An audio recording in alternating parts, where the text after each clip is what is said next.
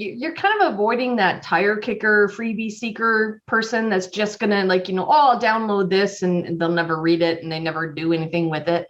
You're actually talking to the person that's interested in the answer.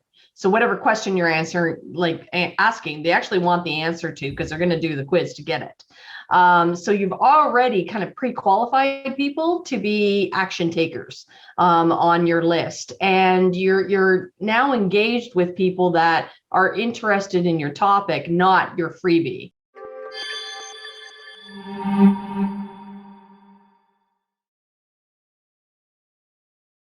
Hello, everybody, and welcome back to the show. Chuck Anderson here, and I have another amazing guest for you today. I am joined with Catharine O'Leary. Thank you, Catharine, for being my guest on the show. Now, it says Catharine O'Leary, Quiz Queen, and I'm not going to even try to give you, introduce you. I know you can tell your story better than I can, but I know that you're doing some amazing things with quizzes and quiz funnels as a growth strategy for businesses. We'll talk about that. We'll talk about partnership. We'll talk about collaboration. We'll talk about growth in business. And so all of that. So Catharine, thank you so much for being on the show today. Oh, thank you for having me, Chuck. I can't wait. I've been looking forward to it. Fantastic. Well, let's dive in. Catharine, I think a great thing that everybody wants to know is, who are you and what's your story? I am known as the Quiz Queen, but I did not grow up wanting to be the Quiz Queen. I wanted to be the Wolf of Wall Street. So I went into corporate, and I actually landed in market research and consumer insights. In the corporate world, all that really means is a fancy way of saying translator between what the consumer is wanting and needing. So surveys, we would ask a lot of questions, whether it's focus groups, things like that.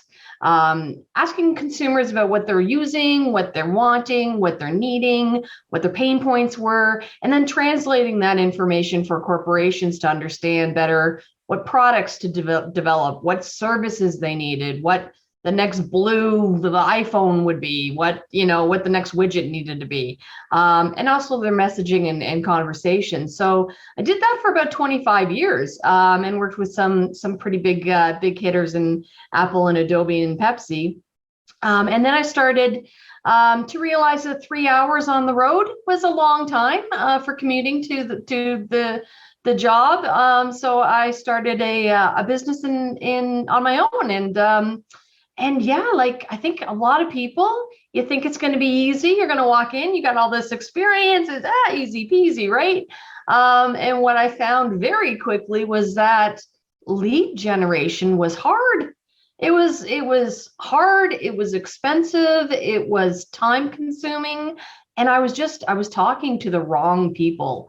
I was consistently attracting it seemed like everyone but my ideal client. And I was just wasting a lot of time on the phone talking with people. Is a little bit of cajoling, a little bit of crying, a little bit of just very stressful. And I almost went back to corporate. I thought, maybe 3 hours in the car isn't that bad. I'll do audiobooks, it'll be fine. I thought, no, there's got to be a way to do this. There has to be a better way to connect with my ideal clients in a way that isn't creepy, and I'm not slipping into DMs, and I'm not doing anything weird. And it's not too time consuming. And you're starting that conversation, and you're really starting that relationship. And I realized I had it in my hip pocket all the time, and it was around quizzes and quiz funnels. So I created one for myself and got some pretty good results. I was able to 10x my email list fairly quickly.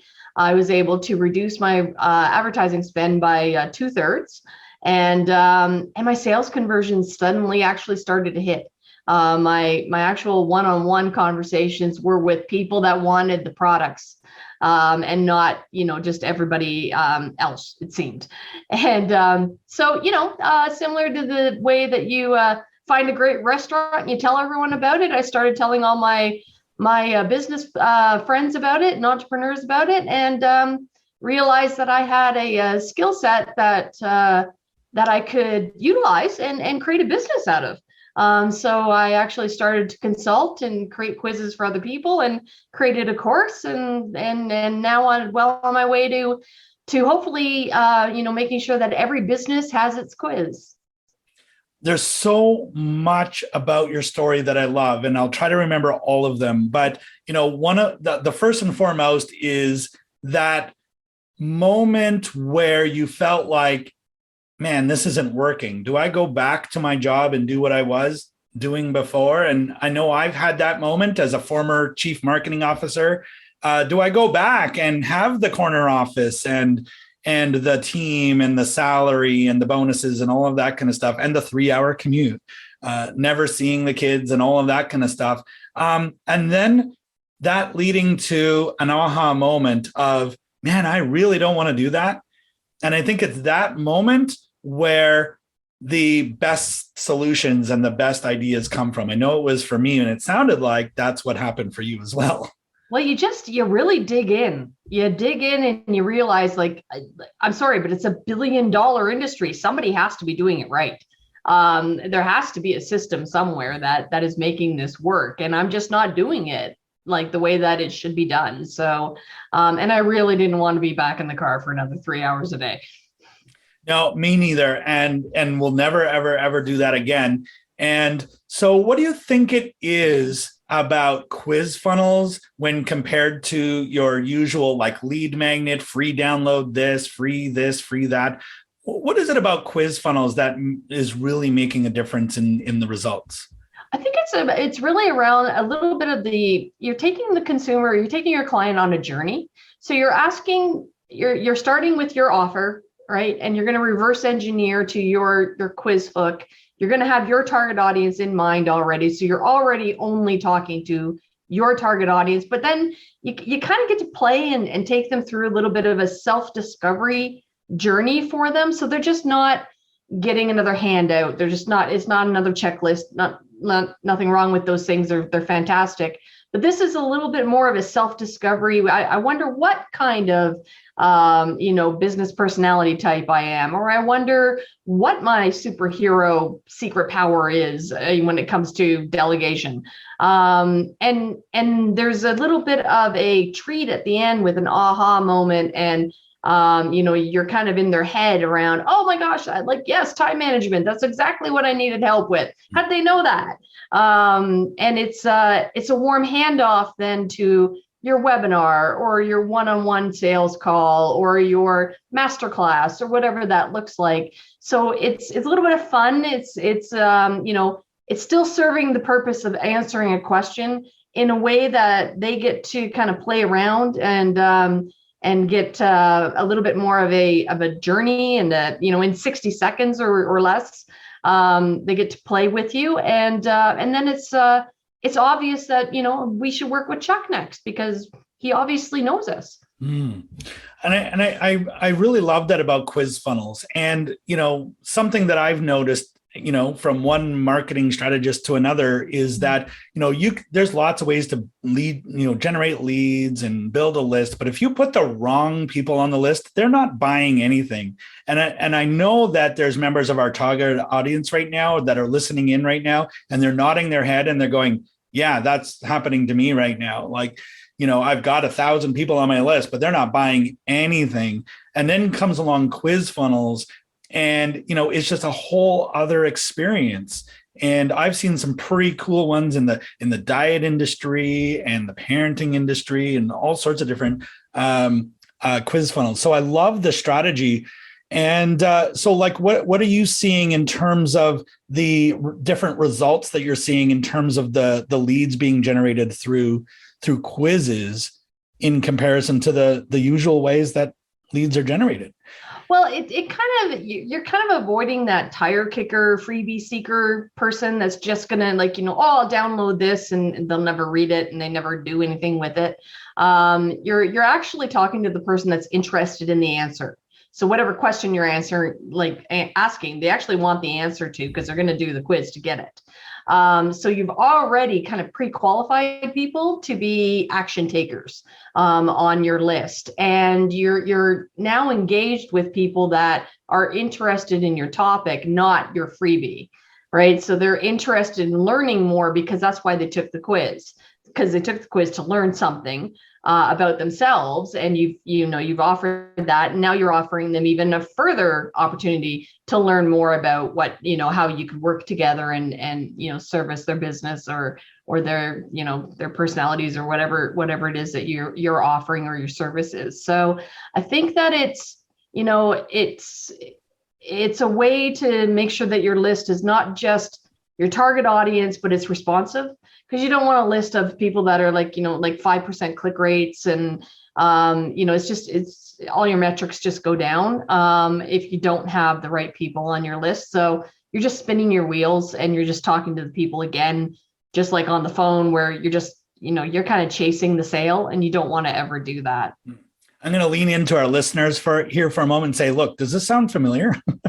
Right? Because you're generating leads in your business, and you're get the juicy carrot, get the lead magnet, free, give them a free download and build your list. And this is what everybody does. Yet there's this, afterwards can be this disconnect, this gap between that and the thing that you're selling. And Catharine, what I love about what you're saying here is that this is a better way of generating leads, and at a higher quality, more engagement, and they're more open and ready for the next thing, which downloads don't really do. Yeah, a download doesn't mean a sale.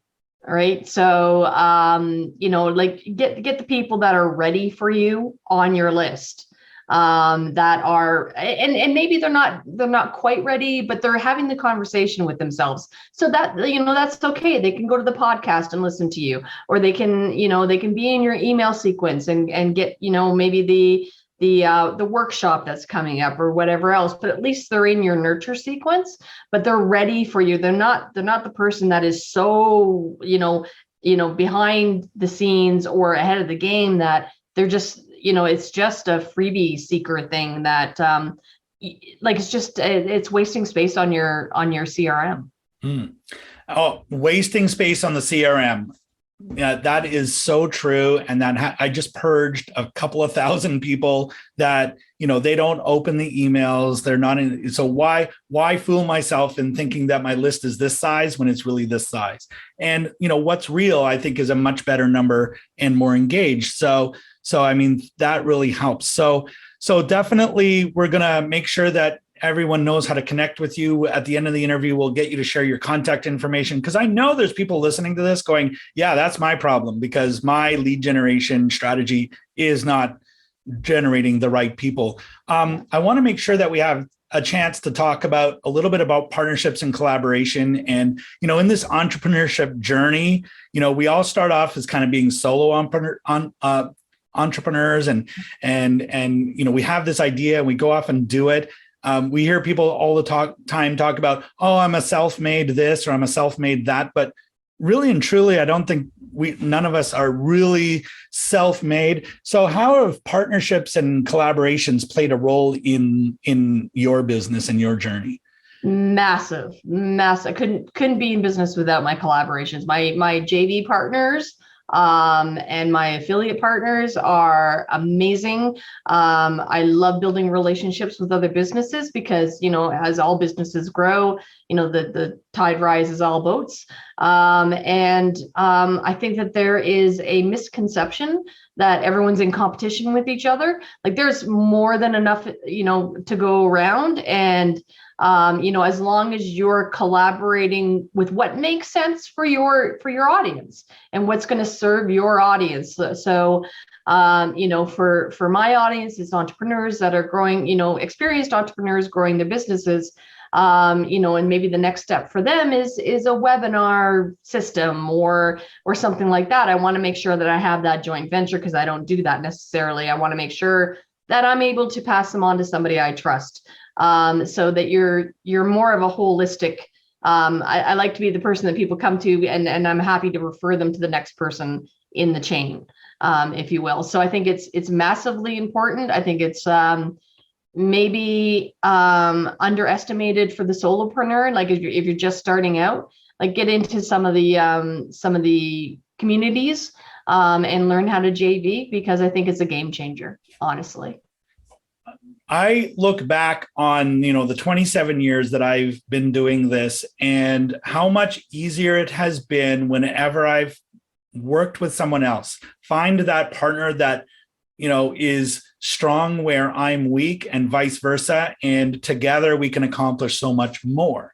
I mean, we have our horror stories as well. I mean, everyone has that collaboration or partnership that didn't work out, but you should never let that stop you, because I always think you're one good partnership away from like just that next level in your business. And you don't even know who you're going to meet until you start putting yourself out there, like conversations like this. Yeah.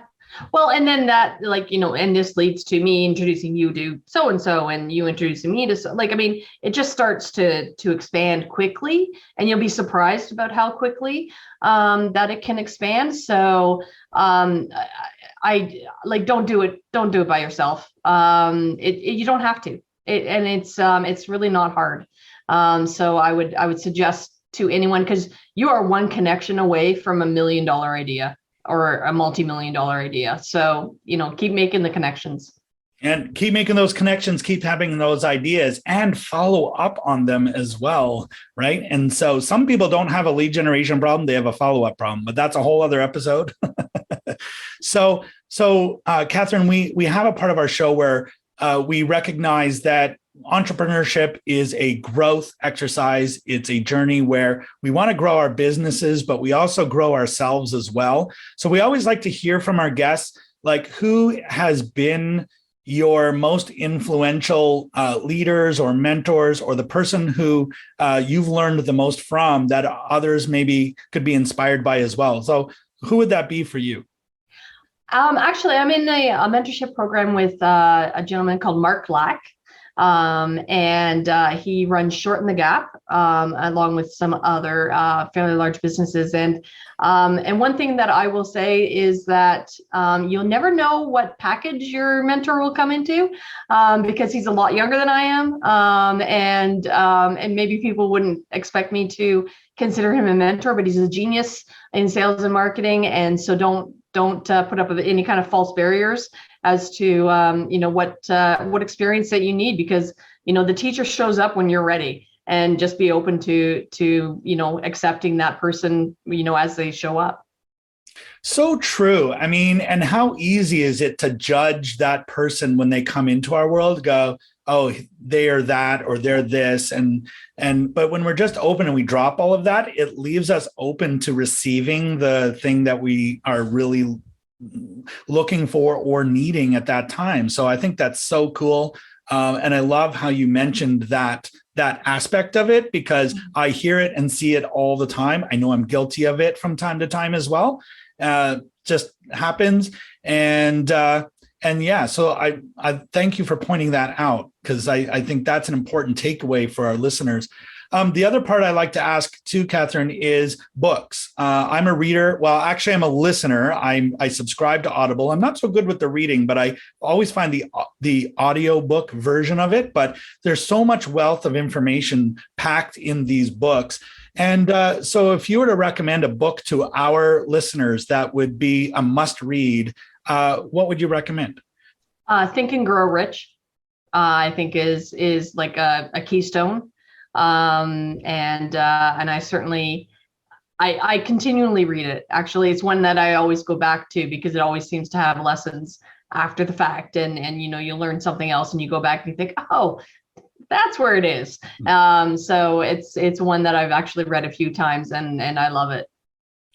I remember being inspired by Bob Proctor, who made a life and a career out of studying that book. And he, someone asked him about speed reading one time. He's like, I don't speed read, I slow read. Like, I'll open a page and I'll look at a paragraph, and I might study that paragraph for an entire day, just really trying to understand it at its deep level. And there's so much wisdom. I mean, it's a book that, it started my journey as well. I want to say that was the very first book that I read at the beginning of my entrepreneurial journey. It's one that with so many books now that it's easy to overlook and when it was written, but it contains so much wisdom that, just get rid of the tactic of the day and all of that, but at its core, its foundation, the principles in that book are absolutely the key to success. Well, and they've stood the test of time, right? So, that was written back in the 1920s or something along those lines. So, we've gone through several .coms, we've gone through, we're about to embark on Web 3.0. Things are vastly different and yet the same. So I think your foundations and your underlying principles are going to be, you get those right, and then the rest you add on later as you need. Absolutely. Catharine, thank you so much for everything you've shared today. And I'm sincerely hope that our listeners were inspired by the things that you've shared, and especially this idea of quiz funnels, because I know it's a game changer. Absolutely. I know we're going to be sending some people your way. How does everyone get a hold of you? What's the best place to look for you? Yeah, you can just reach out at thequizqueen.com and you can find me there. Fantastic. And I know that we're going to have a link in the show notes or beneath this video, so you can check that out as well. Click that link and we will happily connect you with Catharine. Catharine, thank you so much for being on the show. And I know we could probably spend another hour talking about this, and we both have stories to share. But I appreciate that and look forward to the next time our paths cross. If you were going to leave our audience with just one last word of wisdom or tip, what would you say to them? Make sure to ask, don't guess. Simple as that. Ask, don't guess, right? Seek to understand. It's one of the 7 habits of highly effective people, right? So love it. Great words to end this one on, Catharine. Thank you so much. And to our listeners, thank you for tuning in. And until next time, keep moving forward and keep living your dream and building your dream business and making that big impact that you were always meant to make on the world. We all need it. Thank you so much for doing this, and make sure you tune in for the next episode where we'll have another amazing guest. In the meantime, connect with Catharine and we'll see you on the next one. Bye.